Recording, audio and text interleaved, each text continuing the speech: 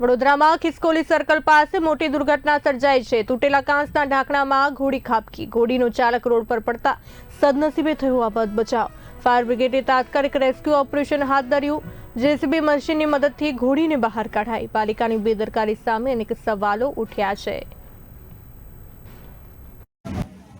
આજે કોર્પોરેશનની એક હજુ વધુ બેદરકારી જોવા મળી। થોડા સમય પહેલા એક માજલપુરમાં એક ભાઈ હતા, એ ગટરના ઢક્કરનું ઢક્કન નતું એટલે અંદર પડી મરી ગયા। પછી એક અટલાદરામાં ગાય પડીને મરી ગઈ, અને આજે પાછું એક ઘોડો જે વરસાદી કાચ હતો એનું ઢક્કન તૂટલું હતું, એની અંદર ઢક્કન નહીં હોય એટલે ઘોડો અંદર પડ્યો અને અંદર પડ્યો છે। 2-2.5 કલાક થયા, હજુ નીકળ્યો નથી।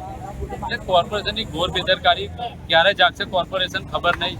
એમાં સ્થાનિક લોકોને બી કહેવામાં કે તમે બી જાઓ, જો અમને આવા ઢક્કન ખુલ્લા દેખાય તો કોર્પોરેશનને જાણ કરો। કાલ સુધી તમારા બાળકો અને તમારા ઘરના કોઈ વડીલ જતા હશે એટલે કોઈ પડશે તો એમના રામ રમી જશે, અને આવનાર સમય વરસાદનો છે એટલે તમે આવા ઢક્કન દેખાય તો કમ્પ્લેન કરી દેજો, તો એનું નિવારણ આવે। નહીં તો ક્યારે તમે ડૂબીને જતા રહેશો અંદર ખબર નહીં પડે।